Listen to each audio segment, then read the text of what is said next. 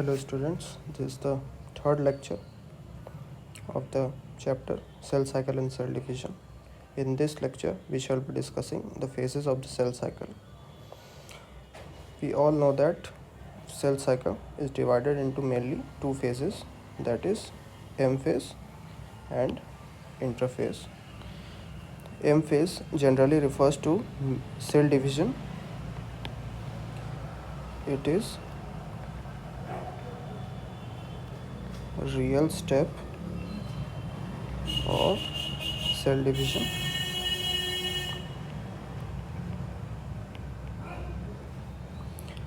In interphase, the cell prepares itself to go to M phase. Interphase में क्या होता है, it is also called as resting phase. Resting phase हम लोग इसको इसलिए बोलते हैं क्योंकि जो यहाँ पे बदलाव होते हैं वो एम फेज के मुकाबले बहुत कम होते हैं. यहाँ सेल बहुत माइनर चेंजेस के थ्रू गुजरता है. जैसा कि आप यहाँ देख सकते हैं, in cell changes occur in cytoplasm and nucleus.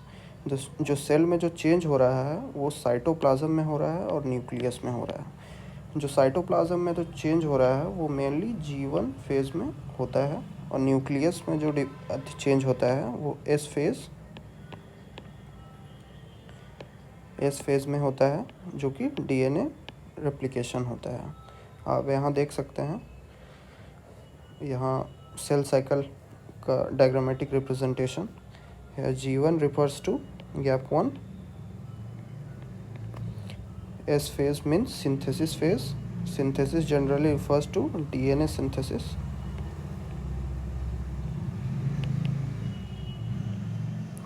And G2 means gap 2. And this is the most important phase, mitotic phase. Means here mitosis occurs. This is the directional flow of the cell cycle. So the sequence can come in your exam. पहले आएगा आपका G1, फिर आएगा आपका S, फिर आएगा G2, फिर आएगा आपका M phase. This is the PYQ of your NEET.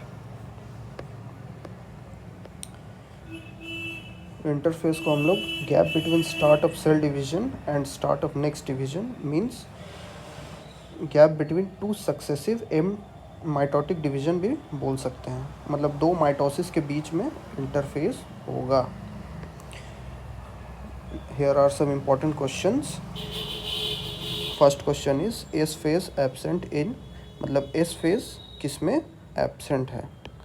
तो इसमें बेसिक सा कॉन्सेप्ट लगेगा कि नॉस्टॉक येस्ट ह्यूमन सेल और राइजोफस में जो प्रोकैरियोट होगा उसी में एस फेज एब्सेंट होगा, क्योंकि उसमें तो क्रोमेटिन होगा नहीं. तो येस्ट होगा यूकैरियोट, ह्यूमन सेल होगा यूकैरियोट, राइजोफस भी है यूकैरियोट. नॉस्टॉक तो बैक्टीरिया है तो ये प्रोकैरियोट हो गया. तो इसका आंसर जाएगा नॉस्टॉक. सेकंड क्वेश्चन आ गया DNA replication absent.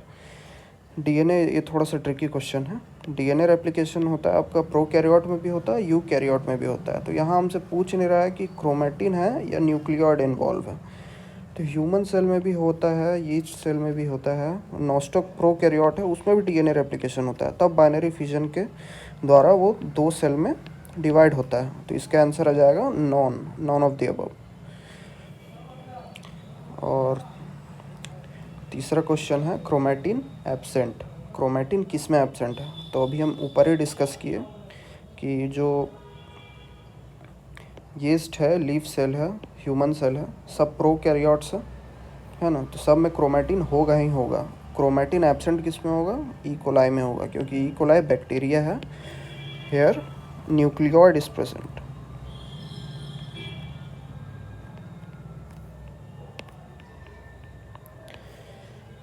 Question number 4, DNA replication in human cell occur in. अब ह्यूमन सेल भी यूकैरियोट है, यूकैरियोटिक सेल है. तो इसमें प्रायर टू फिजन तो बैक्टीरिया में होगा. G1 फेज़ में होगा नहीं, G2 फेज़ में होगा नहीं, S फेज़ में होता है आपका डीएनए रेप्लिकेशन. अब यहाँ है gap between DNA replication and cell division. अब यहीं पे आपका वो वाला कॉन्सेप्ट काम आएगा. ऊपर ये G1 S G2 M, ये सीक्वेंस अगर याद है आपको तो आप ये क्वेश्चन कर ले जाओगे। Gap between DNA replication and cell division, तो पहले G1 S G2 and then M। Gap between DNA replication तो S में होगा एंड सेल डिवीजन होगा M में, तो बीच में कौन सा गैप आ रहा है? G2 आ रहा है, तो इसमें G2 होगा। अब आपके नीट में बहुत सारे स्टेटमेंट टाइप भी क्वेश्चंस आने लगे हैं अब, तो देखिए स्टेटमेंट टाइप ये एनसीईआरटी का लाइन से उठाया हुआ है। Here DNA replication occurs in S phase in all cell both prokaryotes and eukaryotes. अब डीएनए रेप्लिकेशन तो होता है दोनों में, प्रोकैरियोट में भी होता है यूकैरियोट में भी होता है, लेकिन यहाँ एस फेज पूछ रहा है। अब प्रोकैरियोट में तो फेज होता ही नहीं है, फेज एब्सेंट होता है, तो एस फेज में सिर्फ यूकैरियोट में होगा, प्रोकैरियोट में नहीं होगा, तो स्टेटमेंट 1 आपका गलत हो गया। M phase does not occur in bacteria, ये आपका एकदम सही है, क्योंकि डायरेक्ट डिवाइड करता है बाइनरी फिजन से, वो एम फेज में उसको जाने का कोई ज़रूरत ही नहीं है। क्वेश्चन नंबर 7 में आइए।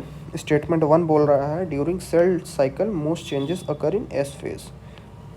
ये आपका रॉन्ग स्टेटमेंट हो गया, क्योंकि सेल साइकिल में मोस्ट चेंजेस आपका जो होता है वो आपका एम फेज में होता है।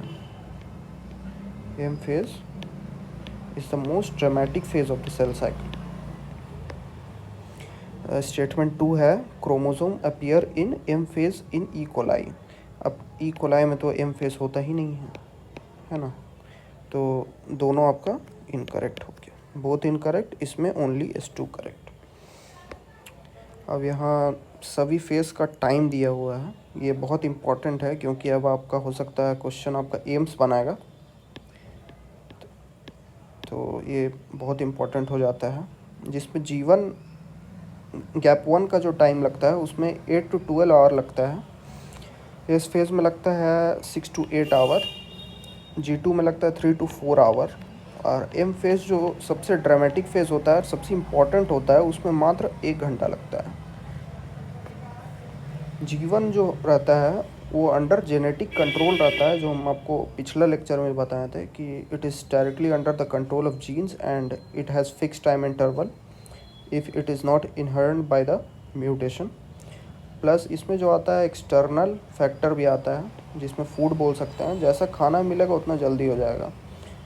ये होता है आपका मोस्ट वेरिएबल इन टाइम, सबसे ज़्यादा वेरिएबल यही रहता है। अब आपको पूछ सकता है कि इन एपिकल मेरिस्टेम, जो आपका एपिकल मेरिस्टेम रहता है, जो ग्रोइंग प्लांट के टिप में रहता है, ये आपका ग्रोइंग प्लांट है, तो यहाँ से आपका नया नया पत्ता जो निकलता है, इसमें आपका डिवाइडिंग सेल जो आप निकालिएगा यहाँ से, डिवाइडिंग सेल,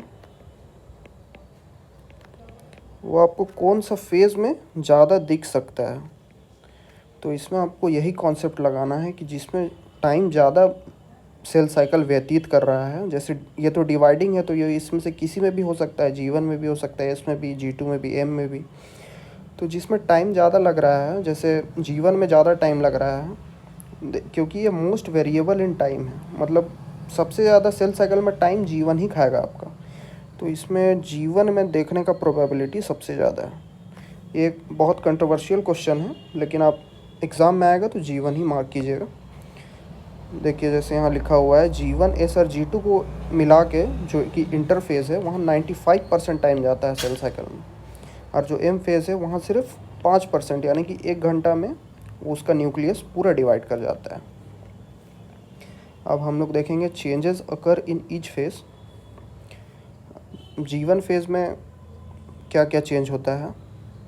सबसे पहले तो सेल का ग्रोथ होगा, साइटोप्लाज्म उसका इंक्रीज़ करेगा, जो कि एंजाइम जो रिक्वायर है ट्रांसक्रिप्शन और ट्रांसलेशन के लिए, वो यहाँ पे बनते हैं। न्यूक्लियस टू साइटोप्लाज्मिक रेशियो जो है डिक्रीज़ करता है। अब इसको समझना बहुत इंपॉर्टेंट है, एनसीईआरटी का लाइन है, तो ये स्टेटमेंट में पूछ सकता है असर्शन रीजन में। देखिए यहाँ पे आपका 2 सेल बना हुआ है, ये तो नॉर्मल सेल है, और ये G1 के बाद जो इसमें ग्रोथ हुआ है वो है। अब देखिए न्यूक्लियस आपका इतना ही जगह में है, न्यूक्लियस आपका इतना ही जगह में है, तो पहले जो न्यूक्लियर पर साइटोप्लाज्मिक रेशियो था, मान लीजिए 5/10 था, न्यूक्लियस 5 में है, साइटोप्लाज्म 10 में है, ठीक है। इसका रेशियो आ गया 1/2, ठीक है। और जब जीवन से ये क्रॉस किया, जब इसका साइटोप्लाज्मिक कंटेंट जो था वो इंक्रीज़ हुआ, तो न्यूक्लियस तो भाई वही रह गया जीवन में, और साइटोप्लाज्म मान लीजिए 10 से 20 हो गया, तो 1/4 हो गया। तो n/c देखिए 1/4 हो गया, तो ये डिक्रीज़ हो गया ना। तो यही एनसीईआरटी का लाइन का मतलब था। और इसमें ऑर्गन डबल भी होता है, जैसे गोल्गी बॉडी हो गया, एंडोप्लाज्मिक रेटिकुलम हो गया। ये आपसे डायरेक्ट पूछ सकता है एग्ज़ाम में। अब आइए एस फेज़ में। एस फेज़ को हम लोग सिंथेसिस फेज़ भी बोलते हैं। ये फेज़ में डीएनए रेप्लिकेशन होता है यूकैरियोट्स में इनसाइड द न्यूक्लियस। इसको साइटोप्लाज्म से कोई मतलब नहीं है। अब डीएनए रेप्लिकेशन हो रहा है तो इनसाइड द न्यूक्लियस ही होगा वो। हम लोग जानते हैं कि जीवन फेज़ में डीएनए जो रहता है वो क्रोमेटिन के फॉर्म में प्रेजेंट रहता है, क्रोमेटिन। अब ये इसमें कॉन्सेप्ट यूज़ होगा आपका, जो हम फर्स्ट लेक्चर में आप लोगों को बताए थे, ऐसे वाला, कि ये डीएनए है, ये यू क्रोमेटिन है, ये हेट्रोक्रोमेटिन है, वो वाला कॉन्सेप्ट आएगा। क्योंकि हम लोग जानते हैं कि डीएनए एक ही बार में रेप्लिकेट नहीं हो जाता है, वो धीरे धीरे खुल के रेप्लिकेट होता है। Total DNA do not get open at once. और वो धीरे धीरे ओपन होगा, तो इसके लिए हम लोग जानते हैं एंजाइम, आपका मॉलिक्यूलर बेसिस ऑफ इनहेरिटेंस में बहुत फेमस एंजाइम है डीएनए पॉलीमरेज। इसी से आपका डीएनए रेप्लिकेशन होता है, रेप्लिकेशन फॉर्क के द्वारा। उसमें हम आएंगे जब वो चैप्टर में आएंगे। तो अब यहाँ जैसे आप देख सकते हैं, मान लीजिए ये डीएनए का स्ट्रैंड है, तो ये नीचे से खुलना स्टार्ट करेगा। एक इधर जाएगा खुल के, एक इधर जाएगा। अब यहीं से इसका न्यू स्ट्रैंड फॉर्म होता है 3 to 5 direction, sorry 5 prime to 3 prime direction में। तो ये आपका रेड वाला हो गया ओल्ड स्ट्रैंड, और ग्रीन वाला हो गया न्यू स्ट्रैंड। ये जो लोकेशन है इनसाइड द न्यूक्लियस ही है, ठीक है। In cytoplasm of animal cell centriole get double. ये PYQ है नीट 2021 का आ गया था, ये पहली बार ही आया था। सेंट्रियोल गेट डबल, इसको आप याद रखिएगा। सेंट्रियोल जो आपका होता है वो सिर्फ एनिमल सेल में होता है, एनिमल सेल में ही होता है, प्लांट सेल में नहीं होगा, और प्रोकैरियोट्स में तो होगा ही नहीं, प्रोकैरियोट्स में भी नहीं होगा। In S phase histone gets doubled. अब हिस्टोन वही है जो डीएनए को बाइंड करने का जो अथी है, बेसिक प्रोटीन, उसका भी डुप्लीकेशन होगा, मतलब वो भी डबल हो जाएगा। अब यहाँ G2 फेज़ में आइए। G2 फेज़ में जो सेल रहता है वो अपने आप को प्रिपेयर करता है M फेज़ में जाने के लिए, क्योंकि जीवन हम लोग कंप्लीट कर लिए। इसमें साइटोप्लाज्म इंक्रीज़ होता है, इसमें डीएनए रेप्लिकेशन होता है। अब इसमें सेल अपने आप को प्रिपेयर करता है कि हमको M फेज़ में जाना है। तो देखिए इन M phase spindle fibre is formed. M phase में हम आगे आप लोगों को बताएंगे कि स्पिंडल फाइबर फॉर्म होता है M फेज़ में, तभी सिस्टर क्रोमैटिड सेपरेट होता है। जैसे यहाँ सेंट्रियोल है, यहीं से स्पिंडल फाइबर आपका अराइज होता है, इसी से सिस्टर क्रोमैटिड्स अलग होता है ना। So large number of microtubule tubulin protein require. अब माइक्रोट्यूब्यूल आपको लार्ज क्वांटिटी में चाहिए, जो कि G2 में ही फॉर्म होगा। ट्यूब्यूलिन प्रोटीन से बना होता है माइक्रोट्यूब्यूल, है ना। ट्यूब्यूलिन प्रोटीन गेट सिंथेसाइज्ड इन G2। अब जो आपका ट्यूब्यूलिन प्रोटीन है वो G2 में ही बनेगा, तब आगे जाके वो M फेज़ में काम देगा स्पिंडल फाइबर का फॉर्मेशन में। Organelles like mitochondria and plastids get double hair. Okay, mitochondria और प्लास्टिड्स जो रहता है आपका डबल होता है यहाँ पे G2 में। Since tubulin is a protein, tubulin एक प्रोटीन है, तो यहाँ ट्रांसलेशन का प्रोसेस भी G2 में देखने को हम लोग को मिलेगा। तो ये सारे इम्पॉर्टेंट पॉइंट्स थे एनसीईआरटी से। अब मेन आता है अमाउंट ऑफ डीएनए। अगर मान लीजिए कोई डिप्लॉयड ऑर्गेनिज्म है और उसका अमाउंट ऑफ डीएनए जीवन में है, जीवन फेज़ में है 2C, तो after DNA replication S phase में उसका अमाउंट हो जाएगा 4C, क्योंकि पहले वो 2C था, फिर वो डीएनए रेप्लिकेशन किया वो, तो फिर वो डीएनए का अमाउंट डबल हो गया। ठीक है, ये डीएनए का अमाउंट को रिप्रेजेंट कर रहा है। जैसे डिप्लॉयड तो 2C हम लोग लेंगे, तो ये 2C और 2C 4C हो जाएगा। ये सब एक ही सेल में चल रहा है, अभी तो डिवाइड नहीं किया है, तो इसका जो अमाउंट ऑफ डीएनए ये एस फेज़ में डबल हो गया। अब जब एस से G2 में जाएगा तब भी वो वैसे ही रहेगा, डबल ही रहेगा, क्योंकि यहाँ भी डिवीज़न नहीं हुआ है। यहाँ तो अभी सिर्फ जो साइटोप्लाज्म में चेंजेस है वो चल रहा है, तो G2 में भी उतना ही रहेगा। लेकिन जब M फेज़ में जाएगा तो हम लोग जानते हैं कि वो 2 डॉटर सेल में जब डिवाइड होगा तो दोनों में 2C और 2C, मतलब देखिए अमाउंट ऑफ डीएनए रिस्टोर हो गया। तो ये एक इम्पॉर्टेंट पॉइंट है, amount of DNA restore after M phase. इसीलिए हम लोग M फेज़ को क्या बोलते हैं, इक्वेशनल डिवीजन। इक्वेशनल डिवीजन बोलते हैं।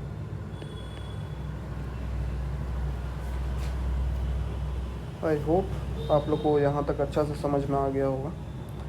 इसमें एनसीईआरटी का मतलब लाइन बाय लाइन ही हम लोग अभी तक चल रहे हैं। और इसमें आप लोग एक पॉइंट और दिमाग में रख सकते हैं कि साइटोप्लाज्म जो आपका इंक्रीज़ होगा वो तीनों फेज़ में होगा, G1 S G2। थोड़ा थोड़ा जो आपका साइटोप्लाज्म इंक्रीज़ है वो तीनों में होगा, साइटोप्लाज्म इंक्रीज़, क्योंकि ये एक कंटिन्यूअस प्रोसेस।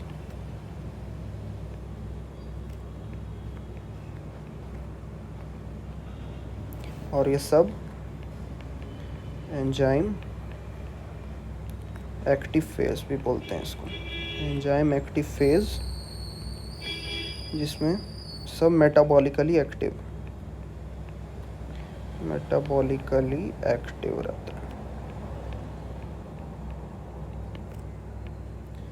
तो आई होप आप लोग को यहाँ तक समझ में आया होगा। अब अगले क्लास में हम लोग माइटोसिस डिस्कस करेंगे, जिसमें आ जाता है prophase, metaphase, anaphase and telophase. And उसके बाद एक लेक्चर आएगा साइटोकाइनेसिस का। फिर हम लोग नीट के PYQ उठाएंगे माइटोसिस के। उसके बाद हम लोग आएंगे मियोसिस में और अच्छे से एक्सप्लेन करने की कोशिश करूँगा मैं। तो please like, share and subscribe. Peace out.